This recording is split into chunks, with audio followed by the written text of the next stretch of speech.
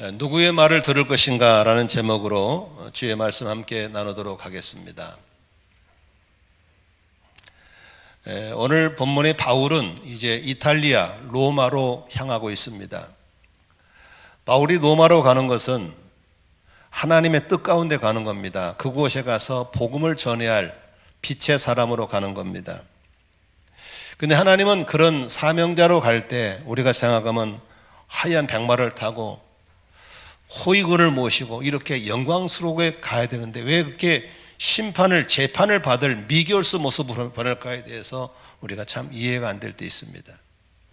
그러나 워낙 어둠으로 진한 로마의 화려한 도시 속에 복음이 들어가는 건 그 방법밖에 없기 때문에 그렇게 한 거라고 봅니다.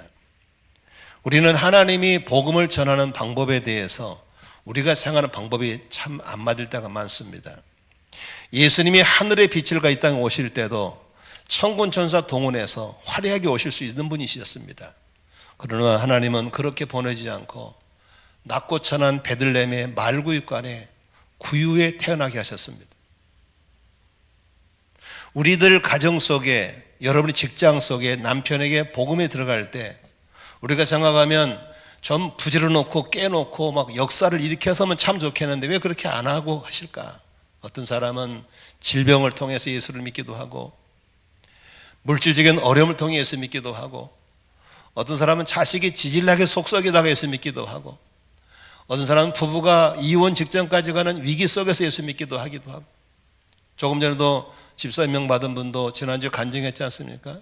남편하고 이혼 직전까지 갖는 가운데서 하나님이 극적으로 남편이 예수 믿게 되고 이렇게 세례받게 되고 오늘 직분까지 받게 되고 선서까지 하게 보면서 하나님이 그 가족들을 영혼을 구원하고 직장을 복음화시키고 이렇게 교회를 세우는 과정 자체가 참 특이한 방법이라는 사실입니다. 그러므로 우리를 삶 속에 예수 믿는 사람 먼저 구원받은 우리는 여러분이 인정하건 안 하건 간에 빛을 전하는 영혼을 구원하는 하나님 나라를 세워나가는 사명자의 길인 것을 믿으시기를 바랍니다.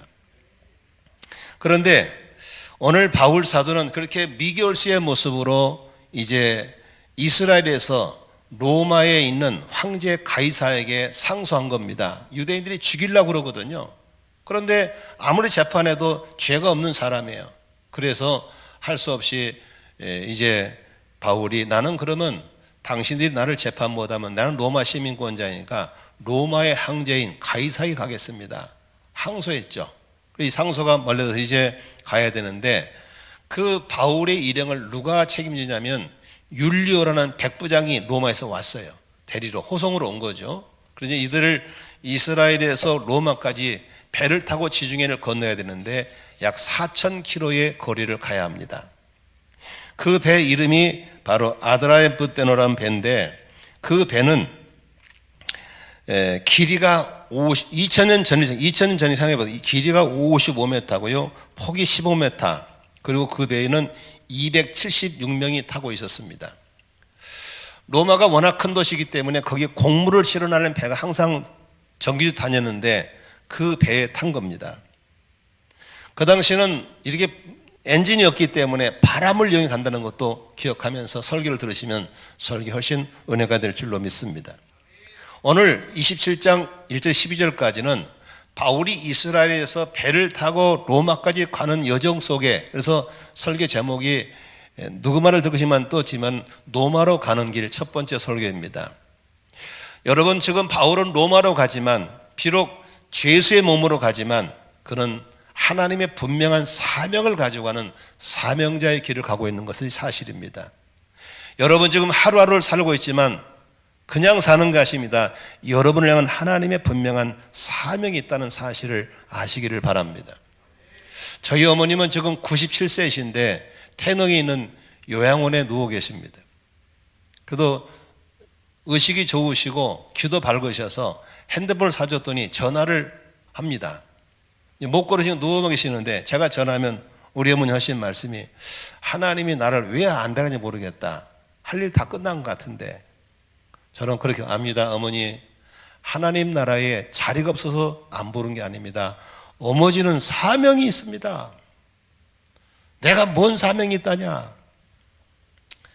어머니는 아들 목사를 기도해야 할 사명이 있고 이제 손주까지 목사가 됐으니까 기도해 줘야 됩니다. 아직도 자식들이 거듭나지 못한 자식들을 기도해 줘야 됩니다. 그런가?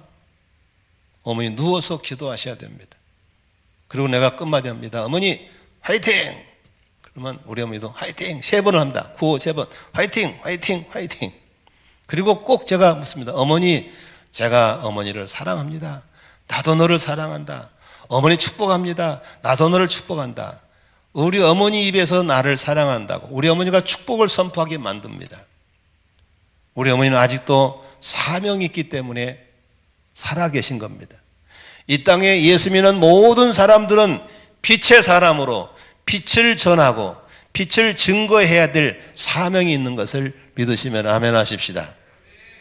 오늘 바울 사도가 이렇게 사명자로서 로마로 향하는 가운데 오늘 본문 속에서 우리가 꼭 3가지의 단어를 좀 꼭 기억하면 좋겠습니다. 첫 번째는 볼펜 가시면 밑줄 좀 보십시오. 1절부터 쭉 보면은 같은 말이 참 여러 번 나옵니다. 그 단어가 어떤 단어냐면 바로 우리라는 단어입니다.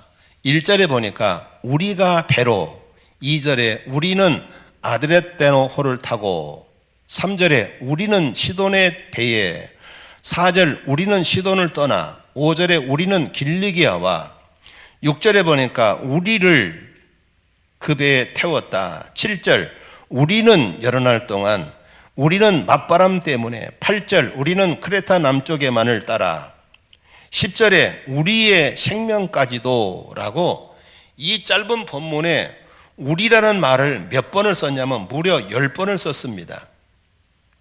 여러분, 우리가 한 배 탄 운명이란 말이에요. 한 배 타. 배를 한 배 탔어요.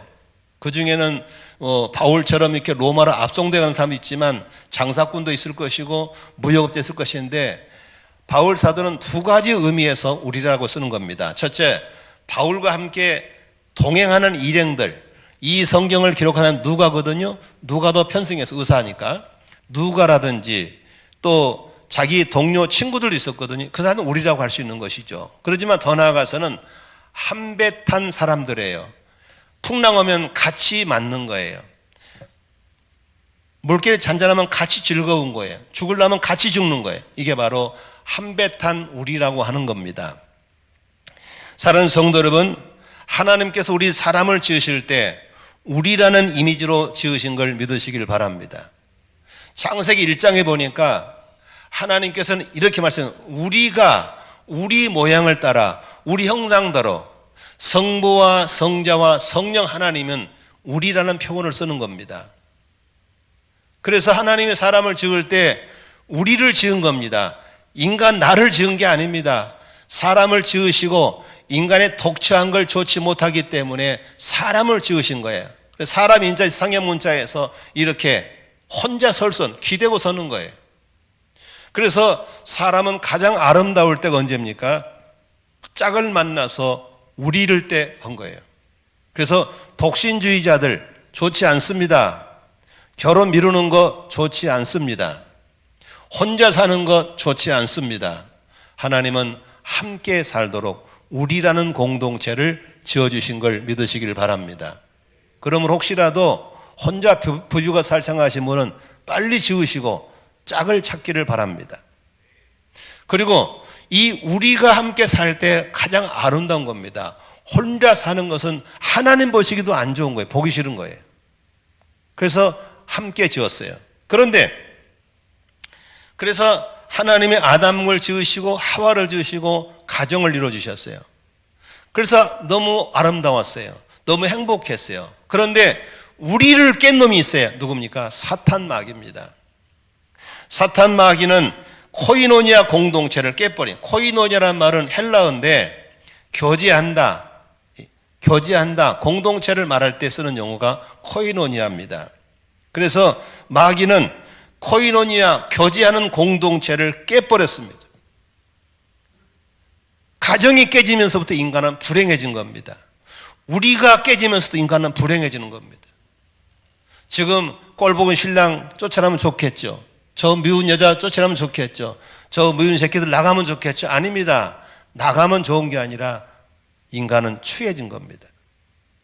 사람은 다 다릅니다. 다들 함께 모여 있을 때 아름다운 걸 믿으시기를 바랍니다. 빨주노초 파남보라는 7가지 색깔을 보세요. 색깔 하나하나씩 보면 정말 멋없어요. 온색 빨간색, 온색 파란 것 안 멋있어요. 그러나 빨주노초 파남보가 모여 있을 때 아름다운 레인보우가 되고 이 분위기가 되는 거 아니겠어요? 하나님은 이 아름다움을 회복하기 위해서 보내신 분이 누굽니까? 바로 예수님인 줄로 믿습니다. 예수님은 무너진 공동체를 회복하러 오신 분이에요.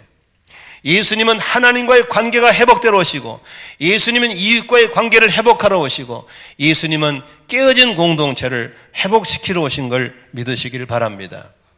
그래서 우리 교회 바로 나가면 현수막에도 뭘 붙였습니까? 코로나 걸려가지고 다 힘들게 살 때 제가 만든 게 뭡니까? 혼자가 아닙니다. 우리입니다. 믿으시면 아멘 합시다. 코로나가 와서 어렵고 힘들어도 당신 혼자가 아닙니다. 우리가 있습니다. 그래서 교회에는 혼자 있는 성도는 좋은 성도 아닙니다. 사탄의 소리를 듣고 있는 사람들입니다. 반드시 성도들은 공동체에 들어가야 됩니다. 어디로 갑니까? 목장에 들어가야 됩니다. 목장 없이 주일만 나오신 분들은 편하고 좋을지 모르지만 하나님 보시기에 아름다운 신앙이 아닙니다. 요새 이 마지막 때가 되니까 혼밥, 혼잡, 혼영, 혼술 이게 판치입니다. 혼자 밥 먹고 혼자 술 먹고 혼자 영화 보고 혼자 사는 거 이게 대세가 됐습니다. 사탄의 문화라는 사실을 아셔야 되는 겁니다. 그러므로 기독교인들은 이 문화를 깨는 자가 돼야 되지 이 문화를 확산시키는 자는 돼서는 안 되는 겁니다. 교회에 와서도 아무도 아는 사람 없어요. 혼자 조용히 왔다가 가버립니다. 고독사가 늘어가고 있습니다. 혼자 살다 죽어버립니다. 고독사를 아름답다고 아무도 얘기하지 않습니다. 비참한 겁니다. 우리는 사명자의 길을 가면서 우리라는 공동체를 점검하시기를 주의 이름으로 축원합니다. 목장을 들어가셔야 됩니다. 그리고 부부간의 코이노냐를 만들어야 됩니다. 부부가 함께 살다 해놓고 대화가 없고 같이 잠자지도 않고 옷이나 갈아입으러 가고 돈이나 던져주는 그런 부부는 이미 가정에 문제가 있는 겁니다. 부부가 함께 소통하고 함께 교제하고 몸도 섞고 마음도 섞고 신앙 섞어낼 수 있는 그런 부부 공동체가 되어야 될 줄로 믿습니다. 가족의 코인한 공동체가 회복되어야 됩니다. 바쁨이라는 병에 걸려서 저급진한 병에 걸려서 가족이 같이 밥을 먹지 못하고 가족이 서로 소통이 되지 않다면 얼마나 불행합니까? 가족의 공동체가 회복돼야 될 줄로 믿습니다. 더 나아가서는 이웃의 공동체 회복됩니다. 아파트가 그 시멘트 벽 사이에 있으면서 서로가 서로를 모릅니다. 불행이죠. 이게 현대인의 삶이죠. 선배 목사님이 은퇴를 하셨습니다. 후배들을 모아놓고 야 은퇴 준비 잘해라. 그럼 뭘 준비하면 좋습니까? 3가지를 준비해라. 건강과 돈과 일이다. 저는 그런 줄 알았어요. 근데 얼마 전에 어떤 분이 우리 장로님이 그렇게 말씀하시더군요. 목사님 제가 보기에는 그게 아닙니다. 첫째 준비는 건강이고 두 번째는 돈인 줄 알았죠. 아닙니다. 돈보다 더 중요한 게 뭐예요? 좋은 이웃입니다. 나이 드셔서 돈 없으면 좀 싼 거 먹고 살 수 있어요. 그러나 이웃이었으면 못 사는 거예요. 그러므로 여러분 은퇴 준비할 때 건강도 준비하시지만 좋은 이웃들 그리고 할 일들을 꼭 준비하시기를 주의 이름으로 축원합니다. 그래야 죽을 때 외롭게 안 죽는 거예요. 오늘 본문에 보니까 이 짧은 본문에 우리를 공동체 얘기하고 있는 거예요. 우리는 나라를 위해 기도해야 됩니다. 나라라는 국가 공동체입니다. 나라가 망해버리면 내가 잘 될 수가 없는 겁니다. 교회 공동체를 위해서 기도하셔야 됩니다. 교회가 풍지박산 났는데 내가 잘 될 수가 없는 겁니다. 가족 공동체를 기억하셔야 됩니다. 부부 공동체 기억하셔야 됩니다. 아멘이시죠? 이웃 공동체를 축복해야 됩니다. 그러므로 우리가 사명자의 길, 순례자의 길, 빛의 길을 가면서 우리라고 하는 공동체, 하나님이 그렇게 아름답게 사용했던 우리라는 공동체가 다시 한번 점검하고 회복하는 성도의 삶이 되시기를 주의 이름으로 축원합니다. 속상할 때 혼자 있으면 좋죠? 아닙니다. 들판 가운데 혼자 딱 서 있는 나무는요, 평상시는 복이 올지 모르지만 태풍이 오면 제일 먼저 쓰러지는 게 뭔지 아시죠? 들판 가운데 나무입니다. 그러나 숲속의 나무들은 다 별개로 서 있는 것 같지만 밑에 뿌리가 다 연결되기 때문에 아무리 태풍이 쳐도 숲속의 나무는 뿌리채 뽑히지는 않습니다. 그러므로 평상시에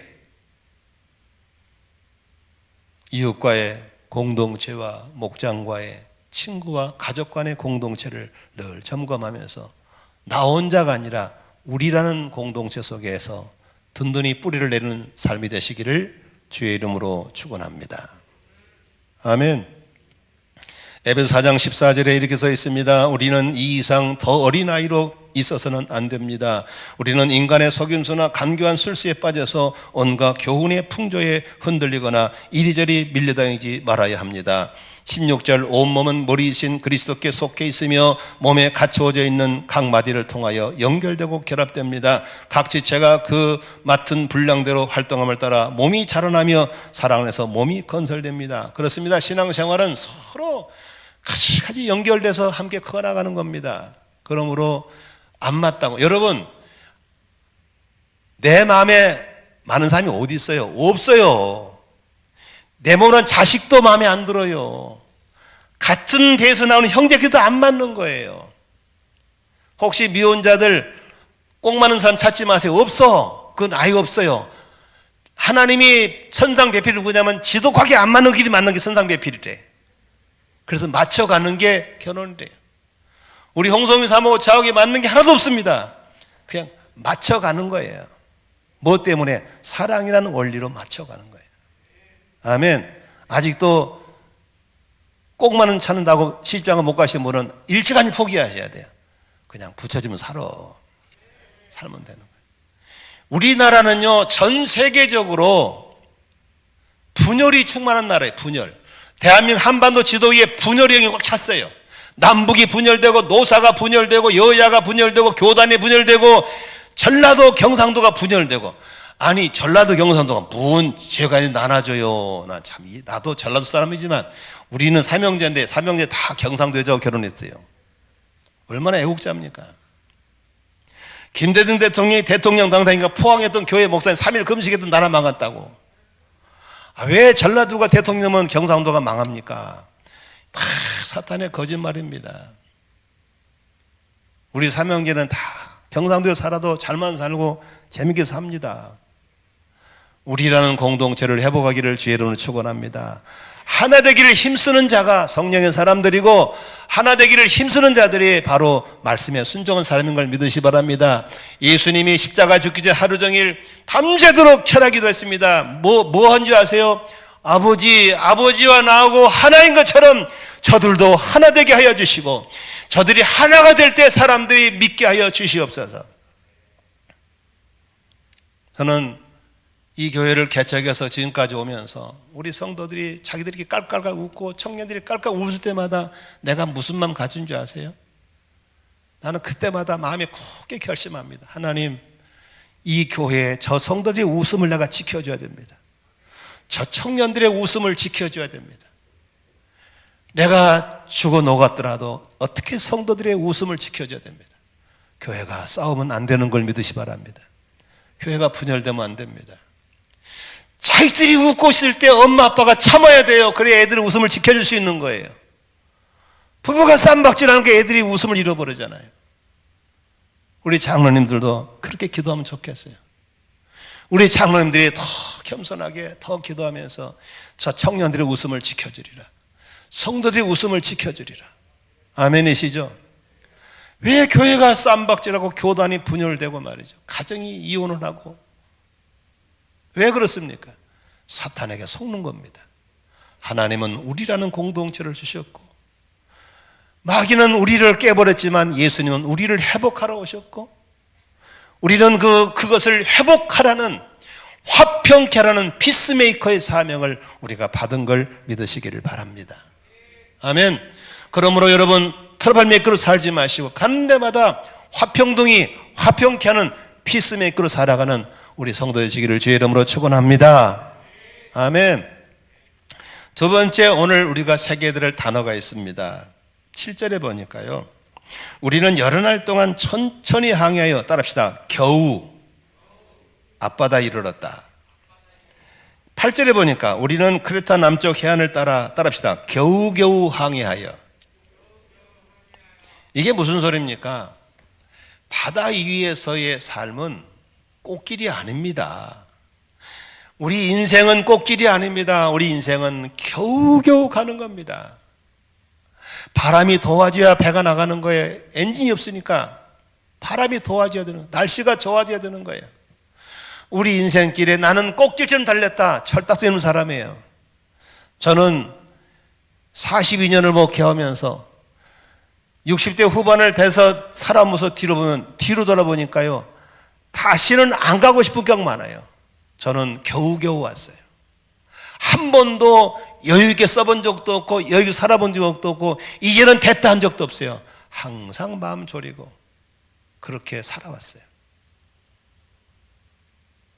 바울 사도가 로마로 가는 길은 겨우겨우 가는 거예요. 사명자리 살아가는 길은 겨우겨우 가는 길이시지 룰룰룰 날라가 아닌 거예요. 철다 써 있는 사람들이나 그렇게 하는 것이죠. 우리의 삶은 겨우겨우 가는 거예요. 바람에 밀어줘야 가는 것이고, 바다가 잠잠해야 가는 것이고, 하나님이 도와줘야 가는 거예요. 아멘. 그래서 안혜순 여사님이 쓴 찬양이지 않습니까? 내일 일은 난 몰라요, 하루하루 살아요. 불행이나 요행함도 난 알 수가 없어요. 여러분, 내일 일을 알 수 있나요? 내일 일을 예측할 수 있나요? 저는 건설업자에서 건설하신 분들 건축 현장에 가보면요, 건축에서 아무리 잘해도요, 하나님의 날씨를 도와줘야 됩니다. 비가 제때 와줘야 되고 비가 제때 그쳐줘야 되고. 이번에도 전라도 광주에 대형 사고 났지 않습니까? 100% 부실수공이죠. 시멘트가 굳어지기 전에 또 싸니까 무너질 수밖에 없죠. 얼마나 창피합니까? 그 높은 빌딩 쌓아놓고 우르르 무너져 버리니까. 망신도, 회사는 망하고 사람은 죽고. 우리의 삶에 하나님이 도와줘야 됩니다. 하나님이 함께 하셔야 되는 겁니다. 내일 일을 알 수 없는 길을 갈 때 오늘도 우리는 겨우겨우 가는 겁니다. 여기서 우리가 언제 코로나가 터질지, 더 악한 놈이 나올지 모르는 거예요. 그래서 이번에 연초에 설교가 뭡니까? 길을 여시는 하나님, 길을 인도하시는 하나님. 우리는 오로지 순종하고 신뢰하면서 순종하면서 인내함으로 주님을 따라가야 될 줄로 믿습니다. 그런데 한 가지 우리에게는 감사한 게 있어요. 그게 뭐냐면 겨우겨우 가는 사명자의 길이지만 거기에 우리 임마누엘 하나님이 함께 하신다는 거예요. 하나님이 함께 하신 걸 원하시면 우리 아멘 하십시다. 아멘. 요한복음 8장 29절 30절에 이렇게 말씀했어요. 저는 이 말씀이 참 좋아서 객지에 나간 청년들에게 항상 이 말씀을 해줍니다. 같이 읽습니다. 시작. 나를 보내신 분이 나와 함께 하신다. 그분이 나를 혼자 버려두지 않으셨다. 그것은 내가 언제나 아버지께서 기뻐하신 일을 하기 때문이다. 이 말씀을 듣고 많은 사람이 예수를 믿게 되었다라고 했습니다. 하나님이 함께 할 때 겨우겨우 가는 길도 찬송을 부를 수 있어요. 하나님이 함께 하실 때 좁은 길, 외로운 길, 가시밭길도 찬양하며 가게 될 줄로 믿습니다. 근데 어떤 분에게 함께 하신다 그랬어요? 첫째는 예수를 영접하신 분에게 함께 하시, 임마누엘 계십니다. 두 번째로는 오늘 29절에 보니까 뭐라고 그랬어요? 아버지께서 기뻐하신 일을 하기 때문에 나를 혼자 두지 않는다고 그랬어요. 하나님이 여러분 때마다 함께 하기를 원하시면 한번 아멘 하십시다. 무슨 배짱으로 산지 모르지만 저는 늘 하나님이 기뻐하는 일, 하나님이 기뻐하는 일을 하면은 하나님이 나를 혼자 두지 않는다고 그랬어요. 그러므로 우리 나 주님의 기쁨 되기 원안에 찬양만 할 것이 아니라 하나님 내가 이럴 때 무슨 일을 해야 하나님이 기뻐하시겠습니까? 내가 이럴 때 어떤 결정에 하나님이 기뻐하시겠습니까? 늘 묻고 들으면 순종해야 될 줄로 믿습니다. 이번에도 필리핀에 태풍이 쓸어가지고 그냥 세부 지역이 싹 쓸어버렸어요. 그래가지고 우리 팔라완 목장에서는 그쪽에 섬기니까 거기에 또 몇 명 안 된 목원들이 엄청난 돈을 헌금해서 보냈습니다. 저는 그 민다나오 지역의 수리가오시에 20번을 가서 성경학교를 해줬습니다. 거기에 저한테 복음 듣고 목회하는 친구들, 성들이 많이 삽니다. 그 소식이 들려옵니다. 목사님을 알고 있는 사람이 41명이 있습니다.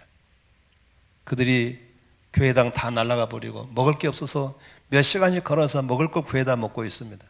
이 소식을 듣고 어떻게 가만히 있을 수 있어요? 그래서 교회 재정에 OK 사학부에서 100만 원을 보냈습니다.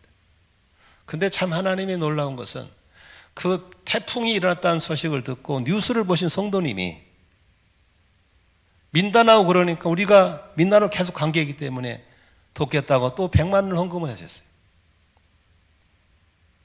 그런데 계속 들려오는 게 너무너무 처참해서 볼 수가 없다는. 그래서 UPM에서 또 이번에 좀 해가지고 이번에 한 200만 원 또 보내려고 합니다. 주님이 기뻐하는 일이라면, 내게 주어진 기회라면 기회를 놓치지 않고 선용하는 자가 되어야 될 줄로 믿습니다.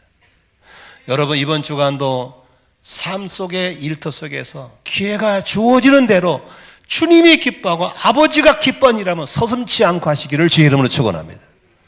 그런 사람에게 하나님이 함께 하시는 거예요. 아멘. 함께 하시는 거예요.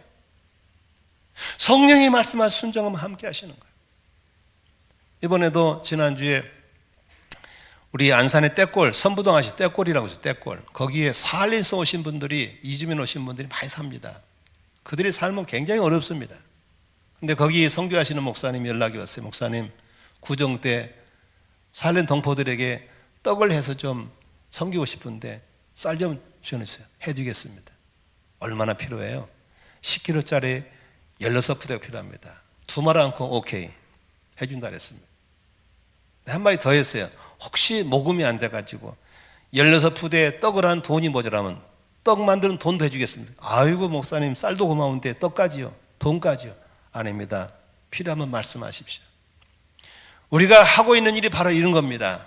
어떻게 하든지. 그래서 내가 목사님 너무 미안하길래, 목사님 왜 그렇게 미안합니까? 그건 목사님이 아니라 주의 일입니다. 나도 거기에 쓰임받는 것밖에 없고 우리가 쓰임받는 겁니다. 아멘이시죠? 우리 성도의 삶 속에 하나님의 기쁨이 나의 기쁨이 되고 하나님의 소원이 나의 소원이 되고 그분의 비전이 나의 비전에 의해서 목장을 하고 부예배를 챙기시고 중보기도 하시고 봉사하고 재능 기부하시는 것, 이런 것들 중에 하나님이 함께 하실 줄로 믿으시면 아멘 하십시다. 아멘. 우리의 가는 길은 겨우겨우 가는 겁니다. 지난날 돌아보고 그때 그 시절 저는 없어요. 가고 싶은 게 없어요. 어떻게 살아왔는지 모르겠어요. 뭘 먹었는지 어떻게 살았는지 모르겠어요. 앞으로도 마찬가지예요.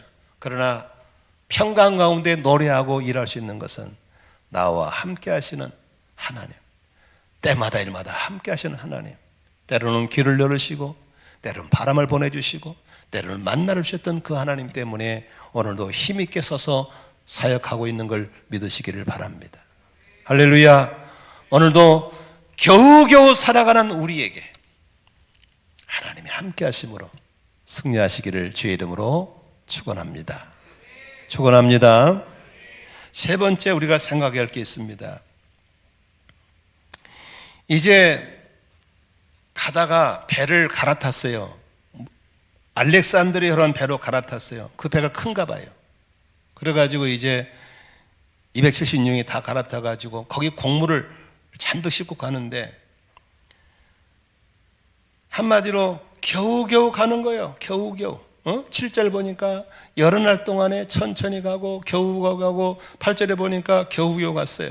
그래서 어디까지 도착했냐? 8절에 보니까 라시아성에 가까운 도시인 아름다운 항구. 항구가 아름답다는 게 아니고 이름이 아름다운 항구예요. 그래서 개역개정 성경은 미항이라는 미항. 항구 이름 미항이요. 미항까지 도착을 했어요. 잘 보세요. 미항에 도착했는데 때가 겨울이 오는 거예요. 겨울은 바다에서 항해할 수가 없어요. 그러니까 겨울을 정박해서 지내야 돼요. 예? 날씨가 이제 절기가 배버린 거예요. 절기가. 그래서 바울이 주의 사람이잖아요. 성령의 사람이잖아요. 성령의 음성을 듣고 백부장한테 건의를 해요. 뭐라고 건의하는가? 9절 같이 읽겠습니다. 시작. 많은 시일이 흘러서 금식 기간이 이미 지났으므로 벌써 항의하기에 위태로운 때가 되었다. 그래서 바울은 그들에게 이렇게 충고했다. 10절 같이 읽습니다. 시작. 여러분, 내가 보기에 지금 항해를 하다가는 재난을 당할 것 같은데 짐과 배의 손실만이 아니라 우리의 생명까지도 이를지 모릅니다. 라고 더 이상 항해하지 말고 여기 미항에서 겨울을 보내야 되면 좋겠습니다라고 최종 결정자인 율리오 백부장이 건의를 한 거예요. 그러니까 백부장이 보세요. 백부장이 여론을 들어볼 거 아닙니까? 누구한테 물어보겠어요? 바울이라는 이 죄수의 몸인 사람이 가면 안 된다고 그러고 그래서 선장과 선주를 찾아갑니다. 선장과 선주가 뭐라고 그래요? 아닙니다.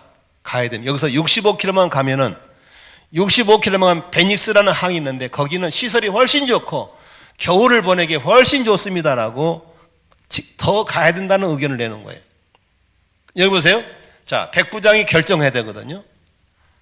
지금 주의 종인 바울 사도는 가면 안 됩니다. 위태롭습니다.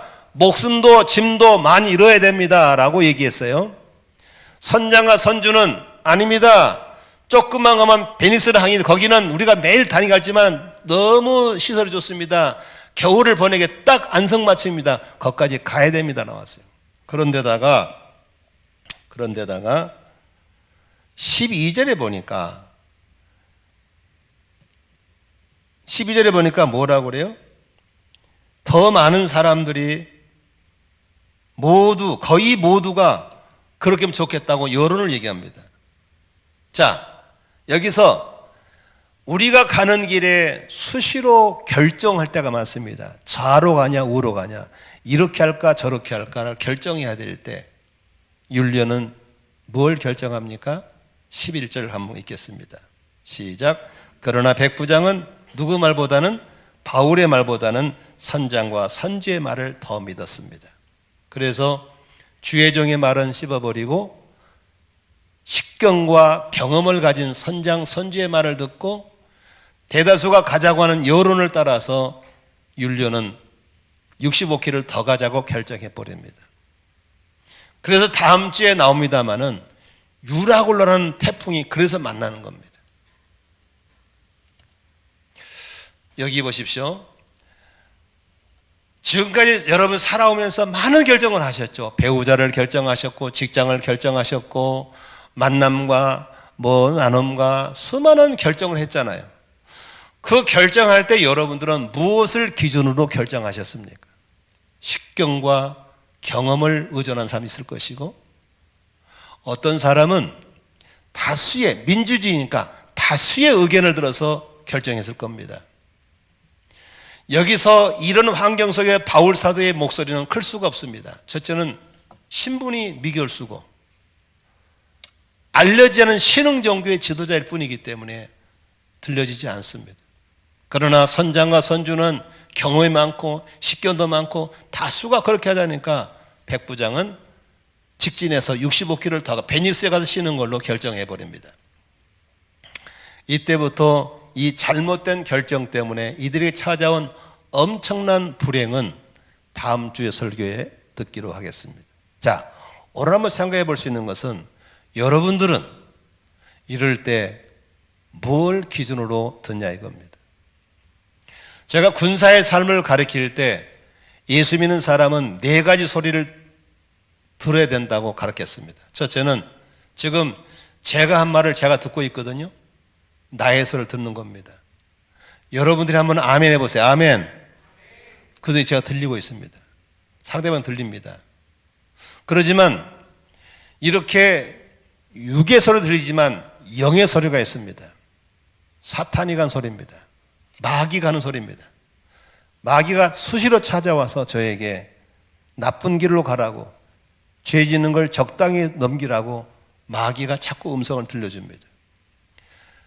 많은 분들이 마귀의 소리를 분별 못하고 따라가 버립니다. 죄를 짓는 자마다 마귀에게 속하나니 마귀의 유혹에 넘어갑니다. 그러나 우리 예수 믿는 사람들은 하나님의 성령님이 우리 안에 계시기 때문에 성령이 또 말씀하신 걸 들어야 될 줄로 믿습니다. 그럼 우리는 끊임없이 듣는 연습을 해야 됩니다. 자꾸 듣는 연습하고 그걸 분별하는 연습을 해야 됩니다. 이 한 가지를 얘기하고 싶습니다. 제가 이 도시의 가정교회 지역 목자를 하고 있습니다. 우리 지역 목자의 목사님 가운데 한 분이 위장이 안 좋으셔서 검사를 맡았는데 위암 같다는 진단을 받았습니다. 초기이기 때문에 시술하면 된다는 겁니다. 그래서 시술을 했습니다. 레이저로 그 부분을 도려내 버렸습니다. 그리고 그걸 정밀 검사했는데 위암이 맞습니다. 근데 의사가 하는 말이 이걸 도려내서 검사해 보니까 암이 맞습니다.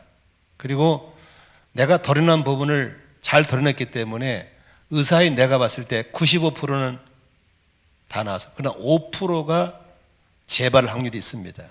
그리고 위 벽에 얇은 벽을 뚫고 들어가서 깊은 데로 1.5mm가 들어가 있습니다.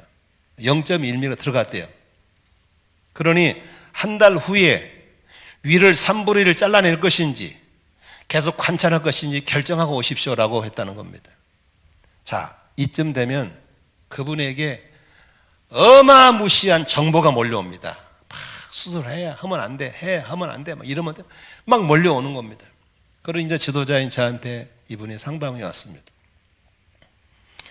CBS에서 공부를 같이 하신 목사들이 같이 놓고 기도했습니다. 주님 뭐라는 거 듣자. 그런데 같이 기도한 목사님들 의견이 모두가 다 수술은 최후의 수단이고 수술하지 않고 지켜봅시다. 그래서 자연치유도 있고 또 그 5% 정도는 얼마든지 이길 수 있으니까 자르는 것은 금합시다. 이게 이제 우리들의 의견이었어요. 그런데 그분에게 들려온 가족 친지들은 전부 다 수술하라는 겁니다. 그 퍼지면 더 힘드니까 아예 초반에 그냥 잘라내버려요. 그럼 이분은 잘라야 될지 이걸 얼마나 힘들겠어요. 나한테 왔어요. 목사님 어떻게 하면 좋겠냐. 제가 그랬어요. 지금부터 모든 정보 다 차단해라. 내 말도 듣지 말고 누구 말 듣지 말아라. 당신의 주인은 주님이시다. 주님께 물어라. 예수님이라면 또 어떻게 하시겠어요? 자를까요 말까요 물어라. 지금 그분은 깊은 고민에 빠졌습니다. 성도 여러분 오늘도 이 성전을 나가면 또 다른 수많은 결정들을 중요한 결정, 가벼운 결정, 큰 결정, 작은 결정을 해야 됩니다. 그러나 우리는 한 가지 분명한 것은 여러분의 주가 누구니? 내가 주인이면 내 마음대로. 그러나 예수 그리스도가 나의 삶의 주인이라면 반드시 주님께 물어야 될 줄로 믿습니다. 내가 주님의 것이니까 주님 어떻게 하면 좋겠습니까? 주님께 묻고 순종하면 주님이 책임질 줄로 믿습니다. 결론의 말씀드리고 설교를 맺고 싶습니다. 나는 그저 뚜벅뚜벅 걸어가고 인생을 낭비하는 표류하는 인생이 아닙니다. 하나님이 여러분 개인계를 향하신 빛의 사람으로 빛을 증거하는 사람으로 쓰시기 위해서 일터에서, 가정에서, 공동체에서 여러분을 이끌어가고 있다는 사실을 믿으시기를 바랍니다. 그러한 우리의 삶 속에 오늘 세 가지의 단어를 꼭 기억하셔야 됩니다. 우리라는 공동체입니다. 나에게는 우리가 있는지, 나에게는 우리가 있는지, 혼밥, 혼잡, 혼술을 좋아하는 그런 사탄 마귀의 문화에 깊이 동화되지는 않았는지를 돌아보면서 나는 여러분에게 우리라는 공동체가 회복되고 새로워지기를 주의 이름으로 축원합니다.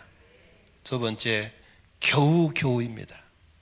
겨우겨우 가는 인생 속에 내가 바다를 헤칠 수가 없습니다. 그 대단한 그 넓은 수평선에 작은 점과 같은 이 배를 타고, 여러분 타이타닉 보십시오. 그렇게 대단한 배가, 그 높이가 20층 건물입니다. 2200명이 탔던 배입니다. 그 당시에 불침번 누구도 무너뜨릴 수 없는 배라고 한 게 타이타닉이었습니다. 그러나 대자연 앞에는 아무것도 아닌 겁니다.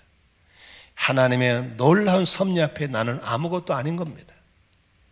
오늘도 내일 일을 남으로 사는 우리, 주만 바라보고 주님만 의지하고 사시기 바라고, 임마누엘 신앙으로 함께 하시기 바라고, 늘 주님의 기쁨 되는 삶을 삶으로 주님이 혼자 두지 않게 되시기를 주의 이름으로 축원합니다. 오늘 수많은 선택을 해야 될 텐데 이 선택 앞에 어떻게 하겠습니까? 식견과 경험의 선택, 다수의 선택. 그러나 무엇보다도 우리는 나의 삶의 주인이신 주님께 묻고 그분이 원하시는 대로 순종하면 그분이 책임질 걸 믿으시기를 바랍니다.